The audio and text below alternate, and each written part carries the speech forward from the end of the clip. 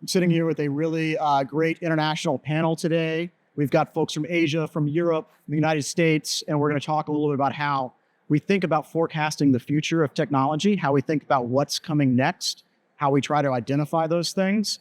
And I thought before we got started, I know you just heard their job titles, but you might like to hear a little bit from this illustrious panel. Marcus, maybe you want to kick us off. Tell us a little about what you do and your business. Sure. So I'm Marcus. I'm running the software and AI business in digital system of ST Engineering. So ST Engineering is a global technology, defense and engineering powerhouse in Singapore. And we actually specialize in harnessing technology and innovations from the industry and then ready to enable more secure and sustainable work.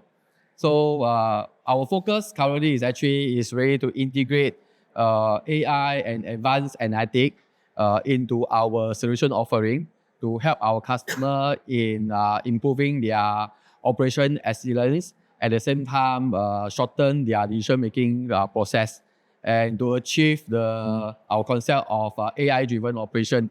So we have a booth in Expo. Feel free to visit us to look at the demonstration we have. Thanks. I'm going to stop by myself later. Andre, tell us what JEDI is, aside from a very cool name, and what you do there. Thank you, man. Hi, everybody. So my name is André Loesekrug-Pietri. I'm running an organization that is basically funding moonshot research. Our model is the US DARPAs or ARPAs, for those who saw the amazing panel we had yesterday. So we spend 50% of our time on the topic of today, which is to try to identify what are the game changers, what could help, especially Europe, reshuffle the cards in environment and energy, life sciences and digital, also a bit in space. And then we fund these programs with the DARPA methodology, with a program manager. We try to compress time. I mean, speed has been the topic of this whole conference. And we also try, and that's the reason of my presence, and all kudos to SCCSP, we try also to establish a strong link among democratic countries to make sure that we don't lose the technology rates. I want to come back and ask about that a little bit later in the panel. Valerie. Yeah, so my name is Valerie Browning. I am the Vice President for Research and Technology within Lockheed Martin's Corporate Technology Office.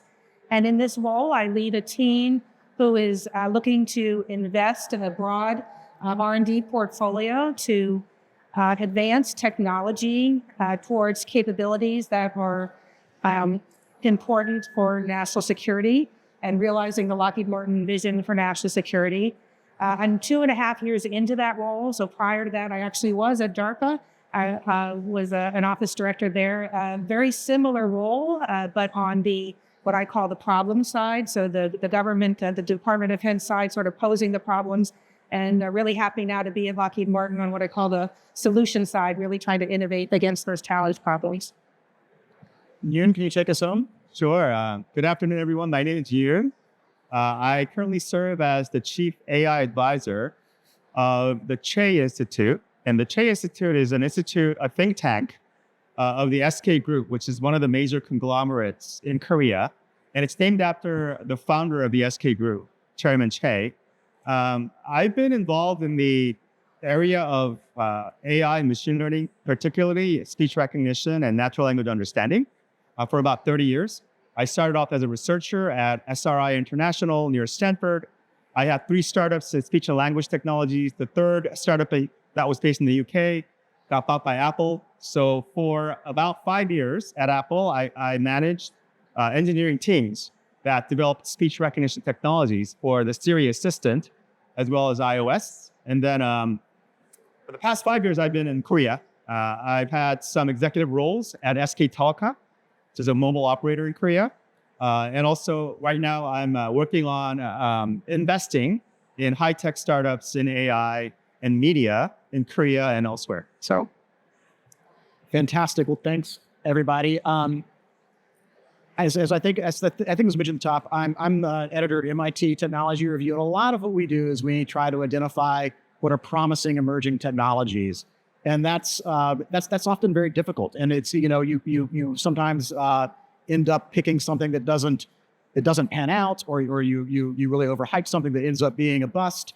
And I'm curious what this panel thinks are the emerging technologies, are the big technologies that are poised to be disruptive over the next 5 to 10 years. And I think maybe Andre, we'll start with you, since I think you're out there asking people to, a variety of people to. Happy to. I mean, the world is full of technology radars and horizon scannings, etc. But what we are looking at right now are several points. One, we're looking at the topic of confidential computing. We all hear about the large language models, but it's obviously not how our own brain functions. So we're working on seeing how we can have these kind of AI capabilities with a much smaller data set. The other big topic that we're looking at is the convergence, obviously, between AI, compute, and energy. This is going to be the limiting factor. I see a couple of fusion companies around. I mean, we expect that we will hit in 2 or 3 years the capabilities of the energy grid. This will be the limiting factors for renewables, but also for compute, if there's not a game changer. The third thing is we look a lot at topics like space. I mean, it's obvious probably for the US, but for the European, it's still not obvious what things like Starship is changing. Space was all about, for the last 40 years, about size and weight. When you're able to send 50 to 100 tons in low Earth orbit, you completely change what was important. So I think we need to get into this mindset. And maybe the last point, which I'm most excited of, is how science itself is going to be changed. I mean, science is about setting assumptions. Probably with AI, we will be able to completely think out of the box. I mean, set hypotheses that are almost non-human, and then validate them much faster. And that is basically what science is about, assumption and validation. And I think this process is going to be exponentially accelerated. I think that is exciting. Valerie, I see you nodding your head at that. Maybe you could elaborate a little bit and talk to me what you think is exciting in the next 5 to 10 years here. Yeah, so there's really 4 areas that I kind of are top of mind, both in prior role at DARPA and things that we're focused on with my team at Lockheed Martin. So again, we hear a lot of sort of hand-wringing about, possible ends to Moore's Law. But when you think about the fact that that's mostly been based on a planar architecture and emerging technologies that are sort of going in that third dimension, heterogeneous integration and memory and processing and chiplets, I really think that in the 5 to 10 years, maybe closer to the 10-year, we're going to be surprised that the sort of the step change that we're going to see in terms of compute power being available at levels and at places on demand that are really going to transform a lot of industries. We hear, a lot about quantum computing. It always seems to be potentially 5 to 10 years out.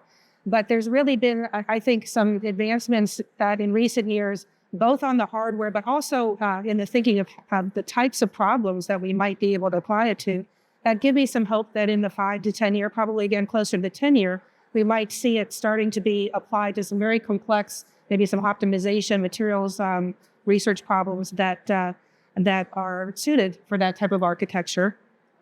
AI, ML, with the sort of the surprise and all the advances that we've seen, both there and in autonomy. Again, I think we're just scratching the surface.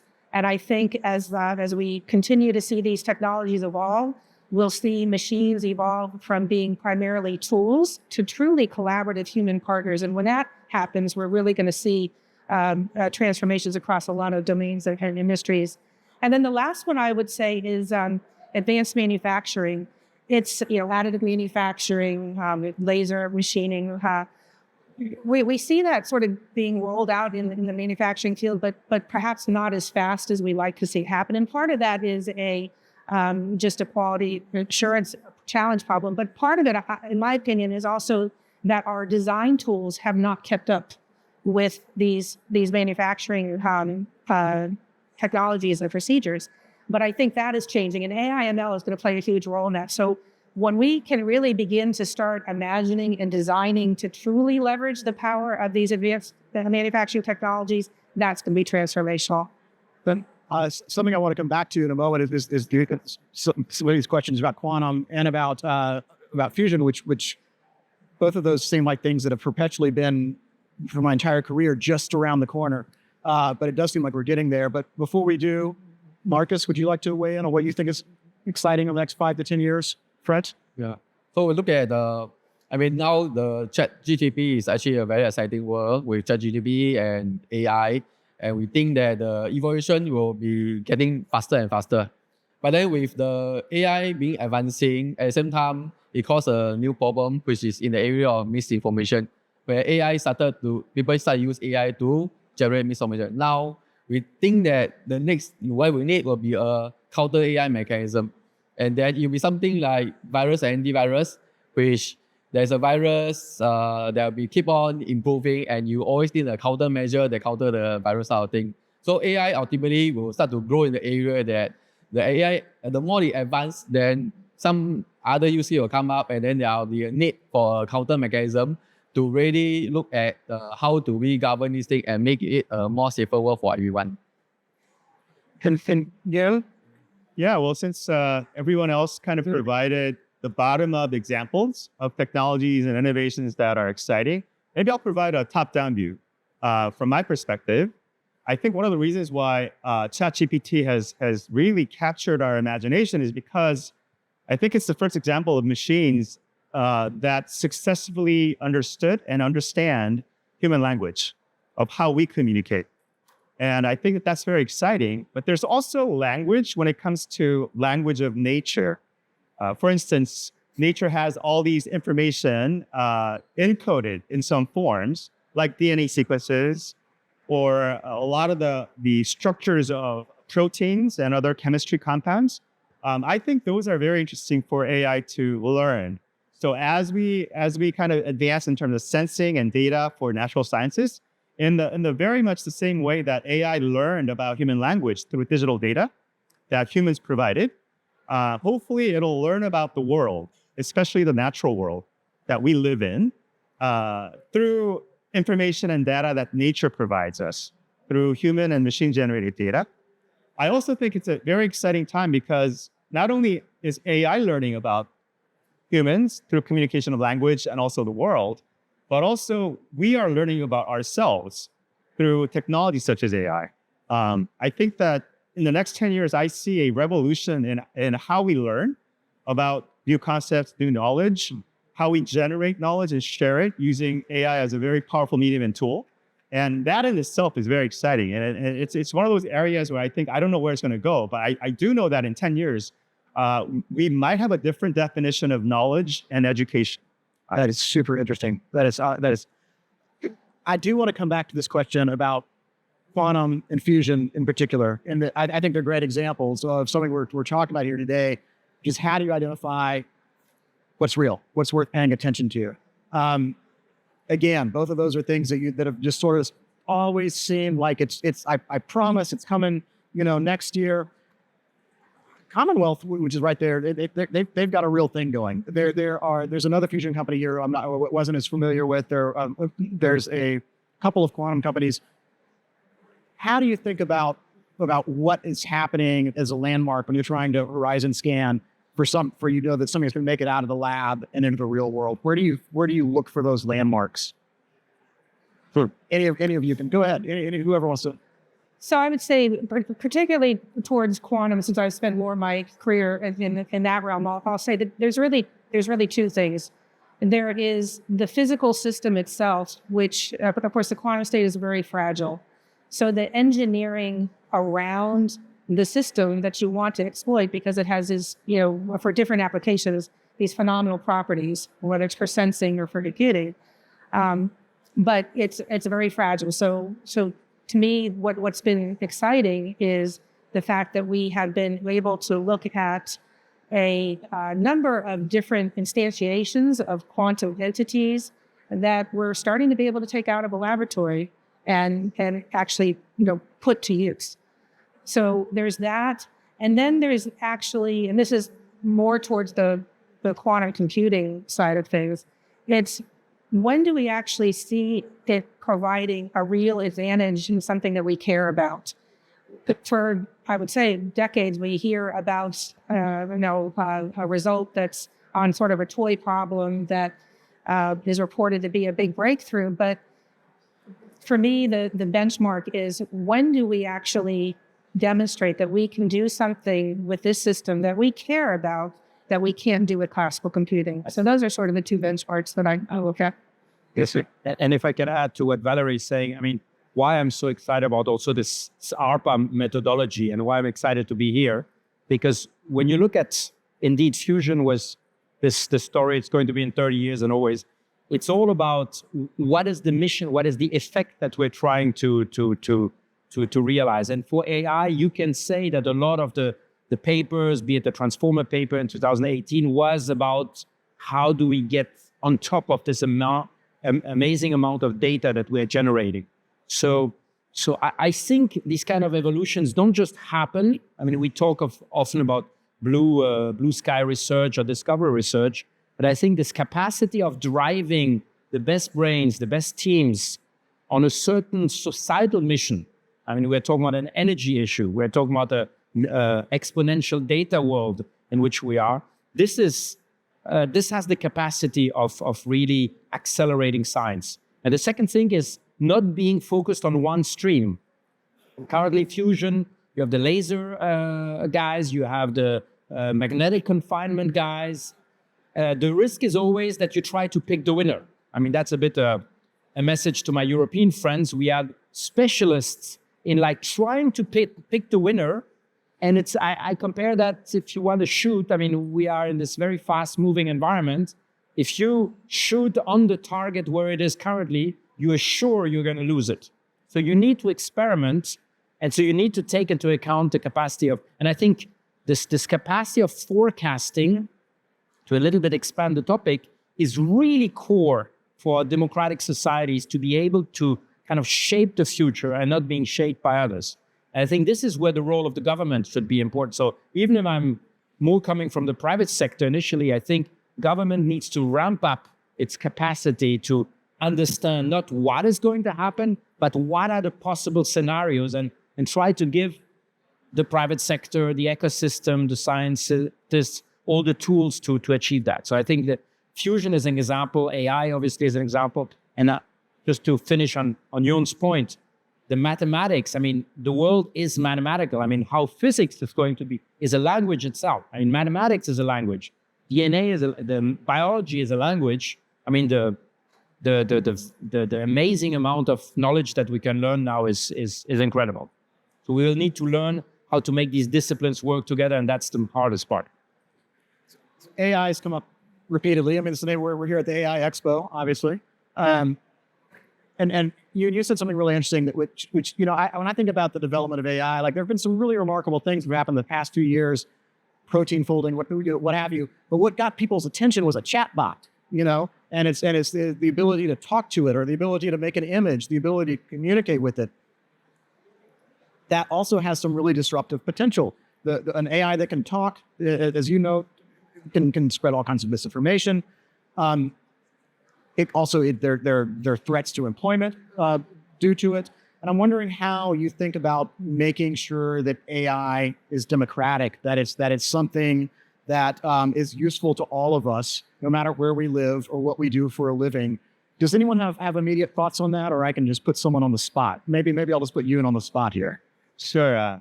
So when I was working on Siri, the concepts of AI safety and fairness and transparency, trustworthiness were not really formulated at the time, but we were getting a lot of customer feedback on personifying Siri and actually having Siri save lives.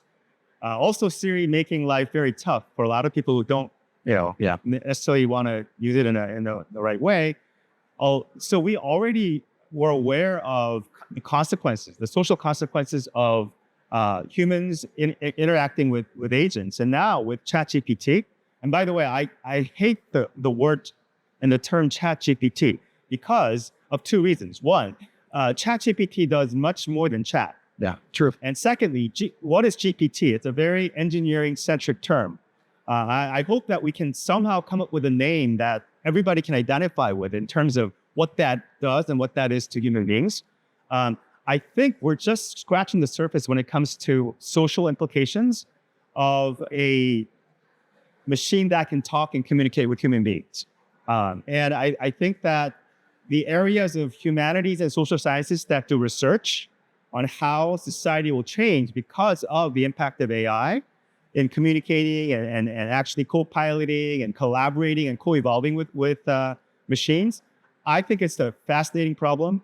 And we're kind of looking at the frontier of technology, but I think along with technical advancements such as AI, in parallel, we need to understand how humans and society and the world will change and evolve as a part of it. And this needs to be not a one-time waterfall thing, but it needs to be a constant, agile exchange of ideas, issues, problems, and solutions as the technology evolves. Because at the end of the day, AI feeds itself on data that humans and the world provides. And if we do not have the circulation and the exchange and the constant exchange of data and information knowledge sharing between humans and machines, this is not going to go anywhere. So I think it's very, very important that we know. And also, I might add that we've been talking about AI ethics from the point of view of providers, like Google's, Apple's, Amazon's, and OpenAI should really be ethical in developing it. I also think it's probably the right time for us to think about ethics of users, ethics of participants that use AI and that are players in this ecosystem. As end users, we also have a responsibility to use AI in ways that benefit society and not harm them. Go ahead, please. Can I just give two quick examples? I'm happy to unpack later in interest of time. One is, you know, this famous sentence that was used during the Brexit discussions, take back control. And I think this is the situation in which a lot of our citizens is they are overflooded with information. They have increasingly a difficulty to understand actually what's going on in the world. I think it's the case of all of us. It's this exponential advancement. And I think the capacity of AI potentially to be able to sort out the information, to be able to filter the relevant information, we are far from it, obviously, with all the disinformation happening. And when you think almost of a career track, I mean, the ultimate level is when you become a board member. And what does a board member do? He asks questions. He challenges. What is ChatGPT about? Sorry, I'm using that. Is asking the right question. So we need to think in our education system is how do we educate people to be able to ask the right question? That's one point. And the second point is democracy. We have a program which we call Agora. We hear AI being a risk with deep fakes, but couldn't we imagine a world where we have a politician, I'm going to take a European example, but from Bavaria, with a very strong Bavarian accent, who suddenly, with a deep fake, behaves more like a French politician. I know that is a bit science fiction, but and he speaks real-time French. Suddenly, you don't have fragmented political environments, but you suddenly have a political environment where politicians are heard by a much larger crowd. You could talk between a Texan, I guess, and somebody from the East Coast exactly in the same way. And I think this is a way where our democracies probably can reinvent themselves and not just be threatened by surveillance or disinformation. I've seen examples, Hollywood examples now of that very thing. You know, where movies are instantly being translated. I mean, I don't think they're certainly not doing it in real time yet, but that's a powerful example, I think. I want to ask a little bit here, and before I do, we're going to have some time for audience questions here momentarily. We have some microphones. If you'd like to ask a question, you can either go wait by one of these mics, or we can bring them to you. Since we've got people from a very international community here, how do we think about spurring cross-collaboration between countries, between regions, between continents? Marcus, do you have thoughts on this? How do we work together globally to solve some of the problems that AI is going to present? So I think that always on the area of the so-called responsible AI framework, where we should have a standard for this portion. I understand ISO is coming out with standards, and needs also come with standard which need to be adopted globally, and so that we have a lot more transparency in the area of how AI is being developed and being used. But at the same time, we also, when we are using the AI, we should also, the user itself should be also responsible for it. It cannot be just simply whatever the AI say without any processing, we just take it as real. So there's always a balance between what AI can do and what the human responsibility is. And any other thoughts on? So collaborate's the right word. Collaborate. And we have to, there's a responsibility, I think, on the U.S. and our allied partners, our trusted allied partners, our innovative allied partners, like-minded, to ensure that AI is being advanced to benefit of humanity, that we are driving innovation with the mindset to be a leader, right? That if you want to deter, dissuade the bad use of a technology, you want to be the leader, right? So collaborate on innovation. Collaborate in a way that leverages and recognizes the power, the superpower of diversity, right? Diversity in experience and thought, in creativity, as an accelerant to make sure that we maintain that leadership. And then I think there's opportunities to leverage innovative partnerships, public-private partnerships, where we really drive the focus on saying AI on global challenges, climate change, food security, energy security, those sorts of things. Yeah, I'd like to add to what Valerie just mentioned. This expo is about national competitiveness of the U.S., but we can expand it to international competitiveness with allies that, again, share that same principles in terms of democracy and philosophies around how to make the world better. I think that collaborations often are successful when we have concrete examples and goals. And for instance, if we have concrete goals that pertain to maybe common problems that our societies have, such as the aging population, education, or environment, economics, things like that, I think that could probably propel not only the public sector to move, but also private sectors to move as well, because they have an economic and social kind of motivation to participate in such collaborations. I'll also add that US, Europe, Singapore, including Asia, and the APAC have all very different and unique advantages and strengths. For instance, Korea and Japan are extremely good at building great hardware. And also US is obviously extremely good at innovating on the science and technology side. And Europe, as well as other parts of the world, have strengths that it basically has. And I think that if we can somehow pick a very small number of topics that interest everyone and have the players that have these strengths contribute to that problem, I think that we could probably do something that we're not going to be able to do ourselves in a very short amount of time. And I think the question here is time, because there's rapid advancement of science and technology. And I think, if we see our competitors in China, they are moving at a pace that is extremely rapid. So as long as we understand that we need to work together, and one of the reasons is if we don't work together, we might not be able to match that pace of development of our competitors. And it's quite critical in my mind. I think we have just a few minutes left. And if there were audience questions, if you want to just approach the microphone, you can. All right, good afternoon. Kind of question, we talked about the human in the loop. Can you speak? I'm sorry, can you? Sorry, you talked about the human in the loop moment, but there's kind of differences between United States and Europe. For example, in United States, higher education is several thousand. In Germany, it's a few hundred.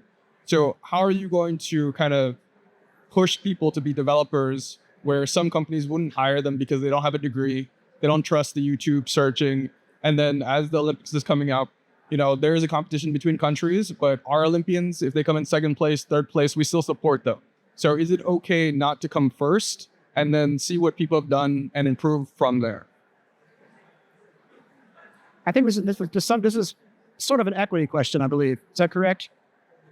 Would you say that's sort of an equity question? Is that correct? So how do we level the differences between the between various countries and sorry, not necessarily differences, as you all are board members, CIOs, you task people to do things. Why would we want to work for you? I'm not sure I understood the question. Yeah, I'm not sure. I'm not quite sure I caught it either. The question is, you're pushing forward your objectives. And in the United States, there's barriers of entry to do development. So why would I put effort to work really hard and I might not get a job? Why would countries work? I just Microphone. yeah, we can't hear you at all. I'm sorry. Maybe Why would Americans be competitive if other countries can either educate us for cheaper or hire us when we have YouTube or Coursera or things that are not higher education? I see. Does anyone have thoughts on that?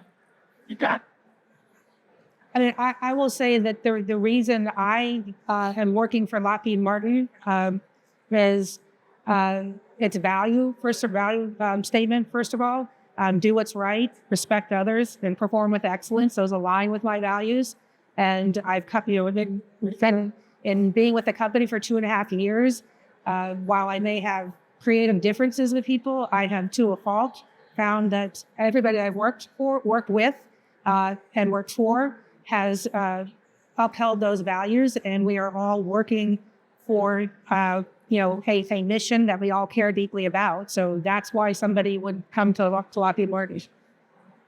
I do think education in the United States is a huge problem now, though. I mean, the cost of a college, like the UC, University of California college education, is astronomical compared to what it was when I was 20. Sir, we have just almost out of time, so They took us 10 minutes from the finish. Right. So, no, I think it's it. so I wanted to know how you feel about Florida's plan to restrict Chinese persons from teaching in Florida universities. Do you think that because of the fear that the Chinese persons will be influenced by the communist government there, do you think that's good for our competitiveness and our security or not? Thank you. I'm not familiar with that. I don't know if anyone else here is familiar enough with it to address, but I'm happy to expand the question because as a European, I'm fascinated by the clearly obsession on China that I hear, obviously here. What is very sure is that I think that we all have collectively been very naive on not China, I would say, but on the Communist Party. I mean, we just had the Chinese leader in France for 2 days. I'm going to go a little bit beyond my role, but I'm not sure that red carpet treatment was the best thing to do. I think we just need to be much more strategic. So on your point, which I don't know, I think we have to be much more self-confident in our strengths. I don't think defense is a strategy. I mean, we see that in Ukraine. We see that in technology everywhere. I started my career at Airbus, and there was a lot of discussion, should we or not put a final assembly line, which is the core of where you put the engineering in an aerospace airplane manufacturer. And at the end, we decided to do that because we said, okay, we put the 320 in China, but we develop already the 330, the 350, and you know the success of Airbus today. So I think we have to be more on the offense. That's why I also believe that emerging technologies have a way for us to really reshuffle the cards. And that's how we will also draw a very positive picture of the future for our citizens. Because at the end of the day, you cannot put the best brains, I mean, that was the question of the gentleman, in a box. You need to provide them with a very positive vision of the future. And I think democracies, if they were a little bit more self-confident, have a very compelling story to tell. But we need to be more bold. And maybe one last point, I think the civil society has to engage. We cannot always criticize the government. That's why I love this initiative of Eric, because I think civil society has to step up because it's much more agile, bold, and capable of doing things that government probably cannot do. thank you all so much. That's all the time we've got today. I really appreciate it. Thank you. The best 10 minutes.